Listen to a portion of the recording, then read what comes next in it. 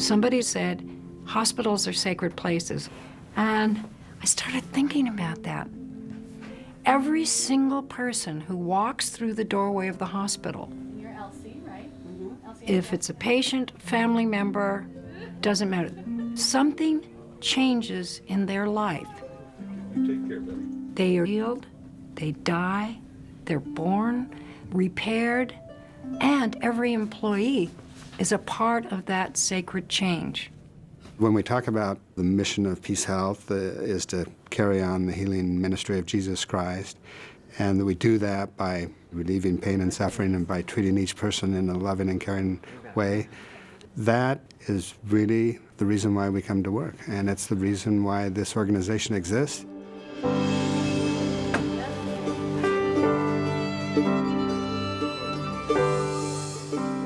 Mission encompasses and holds and frames everything that we do.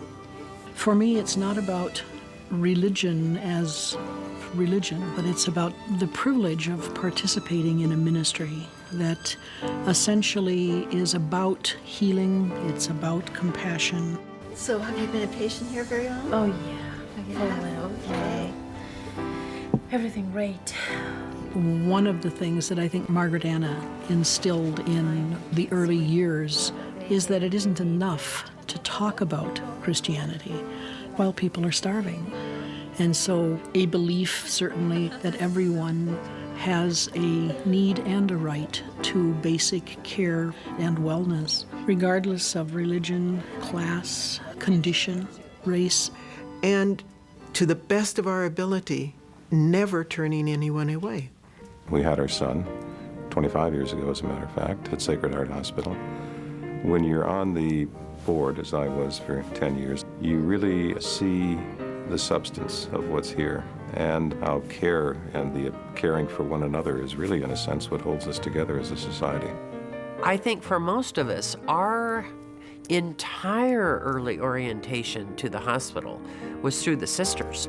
As much as the sisters are incredibly compassionate, they're also equally as determined to have a viable business, to keep it sound, to keep it growing.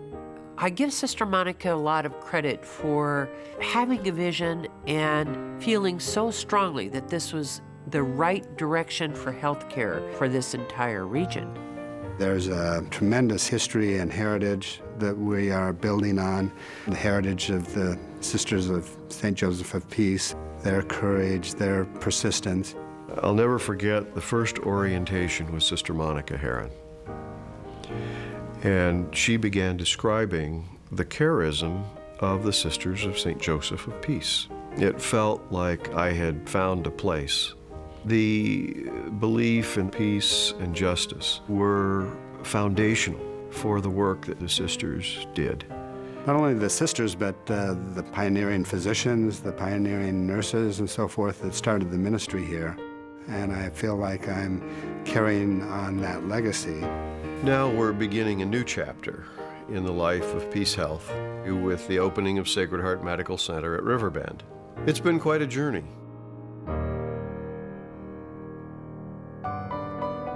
The sisters came to Sacred Heart in a way they have come to many hospitals. The Depression was devastating and caused Pacific Christian Hospital to go into bankruptcy.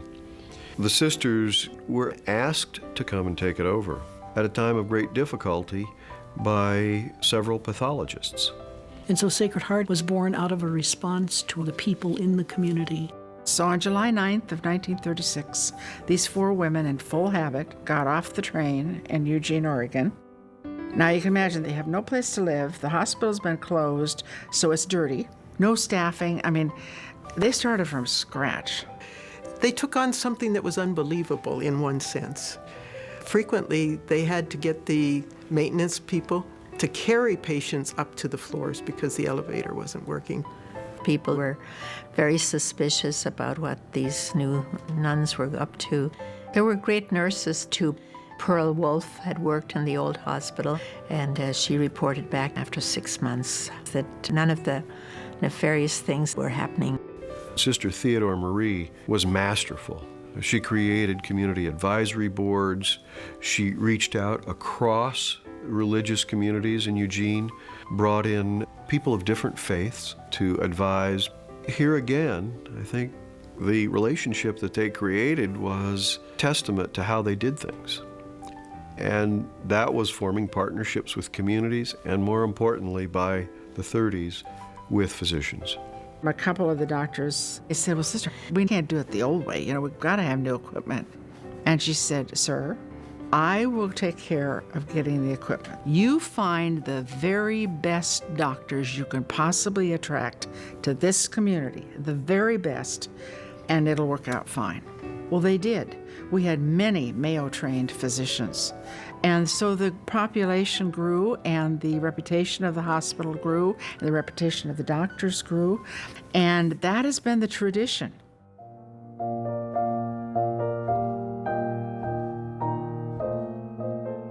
I came to Eugene in 1958 to enter the School of Nursing. In those days, we had sisters in charge of each of the floors. Of course, a lot of change happened in medicine over those years, too. My perspective is that we've been doing kind of regional medical care practices here for 35 or 40 years. For example, in 1969, the first cardiac catheterizations outside of Portland were done. In 1971, Bob Hodem started the first open heart surgery program in Eugene. You know, I remember my grandfather coming up for open heart surgery at Sacred Heart, and that was probably 35 years ago. He's 95 years old right now. There was bronchoscopy being done in Eugene before Portland. Dr. Tom Rowe was a pediatrician. On his day off, he would come in and work on procedures and protocols, and Dr. Harlow, too. Well, I remember the day pretty clearly when this gentleman became very ill and was on a ventilator and was actually near death. And he started to get better. And I thought my contribution to this was pretty great. I was bending over his bedside, and I said, Mr. Smith, look up, do you recognize me? Do you know who I am? Do you know who I am? And he looked up and clear as a bell, he said, you're Mork.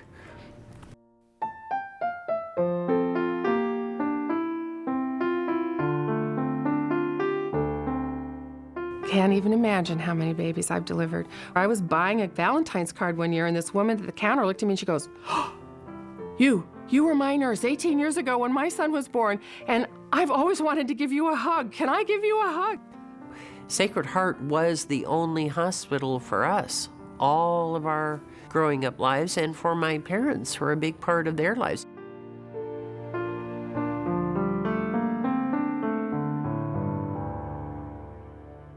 The interesting thing is that Sister Theodore Marie in the 50s and 60s proposed moving the hospital to North Eugene. And while it didn't happen, that was a vision well ahead of its time.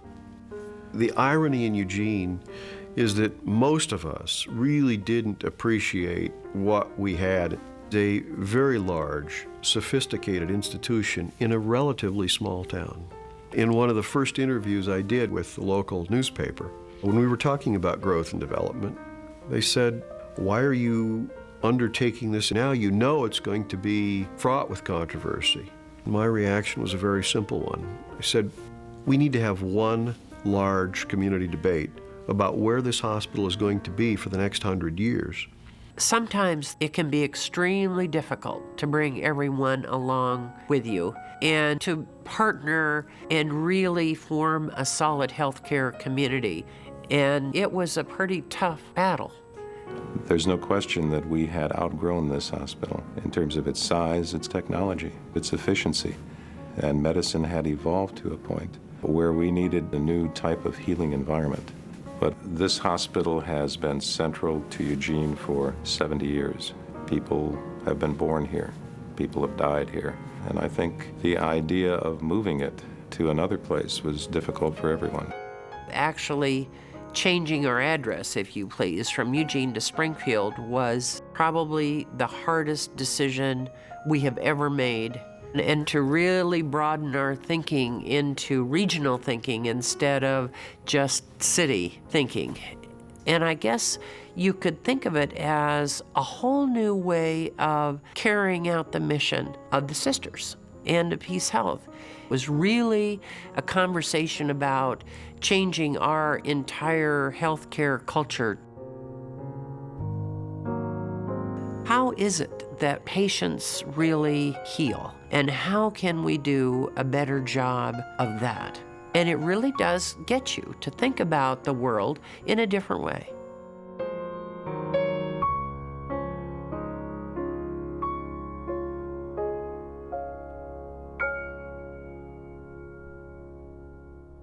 I'd look at River Bend really as almost a monument to all the years that the sisters have given this community. It's a wonderful state-of-the-art medical facility, but I look at it more than that. What we have here is invaluable to the people in this community. And what you see is a building designed to put the patient at the center of care. From the very beginning, we designed this building to be what patients and families wanted most. The first thing they said is, I want my loved one to be able to be with me 24 hours a day. And to assure that, we needed to go to private rooms. The building itself really gives people a place to build on this idea of exceptional medicine, compassionate care, great technology, great design, nestled into and compatible with the natural surroundings.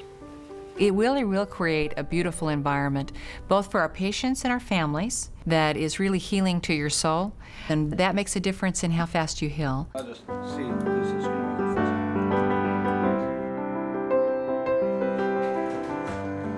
Peace Health definitely is now one of the largest, most modern hospital facilities on the West Coast. But if you listen to your own heart when you're a patient, or to your loved one's heart when they're a patient, they're actually looking for who holds their hand and who helps them not be afraid when they are afraid. So there is this spirit of healing and caring and trying to cure and help and comfort that does pervade everything, and it's really very moving. And part of why that's important is that this is every hospital, every entity, every region in which we live. There are patients to the south borders of the state and to the coast, about 30% that come from outside of the Eugene-Springfield area. These are our next door neighbors, kids' teachers, the soccer coach.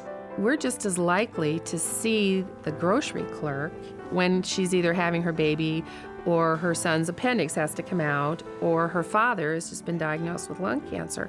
You ready? Yes, I guess so. This is a transformation of how healthcare is delivered in this community. And yeah, there's been challenges in the history of Peace Health, as there is with every organization, and there will be challenges in the future. We want to be right there in the top tier. And as we look to the future of River Bend and of the redeveloped university campus, the prospects of collaborating with the University of Oregon and Oregon Health Sciences University, it's exciting. It really is exciting. We're creating an endowment that will serve our mission for years and years to come. And that is the greatest legacy of both of our campuses. The Sisters of St. Joseph, they are the inspiration. They're the people who make all of us realize why we're here and who we're here for. It is about taking that charism, embedding it, making it flame up in the hearts of those who work with us, and to whom we truly entrust the continuance of the heritage that we leave.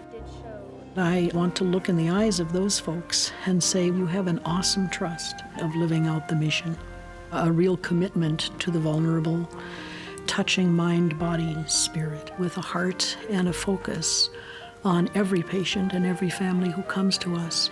And so Sacred Heart is born to be carried on far into the future. Oh, I'm thrilled to death about River Bend. I have a rock that I picked up on that property when we first purchased it. And there was nothing. It was rocks and trees and ground. I can't wait to go back in 30 years and say, look at this, it's an entire community.